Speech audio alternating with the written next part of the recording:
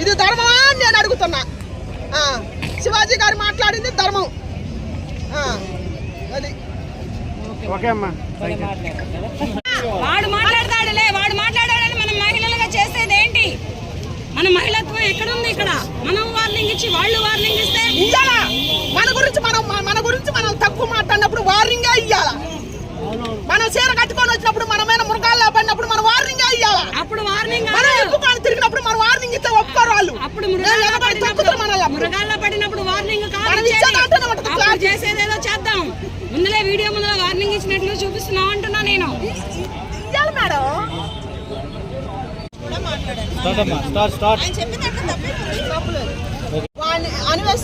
అన్వేషలాగానే మాట్లాడతా. ఆయనకేం అర్హత ఉందని సభ్య సమాజం తలదించుకునే విధంగా సీతాదేవి గారిని తీసుకొచ్చిండు, ద్రౌపది దేవిని తీసుకొచ్చిండు, గరికపాటి నరసింహరావు గారిని తీసుకొచ్చిండు.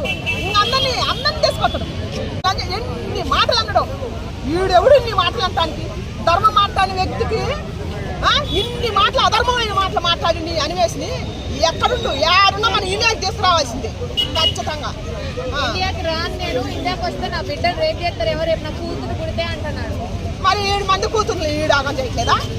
ఈ వీడియోలు ఓపెన్ అయినాయి కదా సెల్లుల్లో. ఇప్పుడు ఇన్స్టాగ్రామ్లో, యూట్యూబ్లో, ఫేస్బుక్లో అన్నీ వస్తున్నాయి కదా. 14 ఏళ్ళ పాపని. మరి వీడెవడి కోసం పుట్టిండు? ఆడపిల్లల కోసం పుట్టిండా? మరి వీడు ఆడపిల్లలకు సపోర్ట్ చేసినట్టు ఎట్ట సపోర్ట్ చేస్తాడు? లేదు, ఎందుకంటే మీరు తీసుకొని చూస్తే, మీరు తీసుకుంటే మేము ఆయన స్వేచ్ఛగా చూస్తామని. వీడే జంతువు. చెప్పిన శివాజీ గారు కాదు తప్పు, ఆయన కాదు తప్పు, ఇట్లాంటి వాళ్ళకి తప్పు, అన్వేష్ గారు లాంటి వాళ్ళది తప్పు. ఇట్లాంటి వాళ్ళని ఖండించాలి. ఇట్లాంటి వాళ్ళ మీద మహిళా కమిషన్ వేయాలి. ఇట్లాంటి వాళ్ళ మీద మహిళా సంఘాలు మాట్లాడాలి. ఇట్లాంటి వాళ్ళ మీద యావత్ ప్రపంచం మాట్లాడాలి. మరి శివాజీ గారిని ఎందుకు మాట్లాడతాం? ఆయన ఏం తప్పు మాట్లాడిండు? 2 వాళ్ళు అని అంటారే.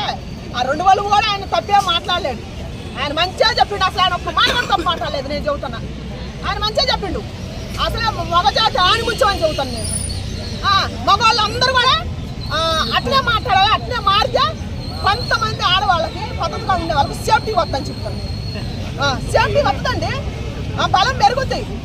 ఇప్పుడు మాలాంటి వాళ్ళు బయటకు వెళ్తారు, ఎవరో ఒకడు ఉంటాడు, 10 మందిలో ఒకడు ఉంటాడు. ఆ ఒకడు స్త్రీని కబలించాలని చూసినప్పుడు శివాజీ లాంటి మగవాళ్ళు కాపాడతానికి సపోర్టు. ఆయనలో నాకు శివాజీ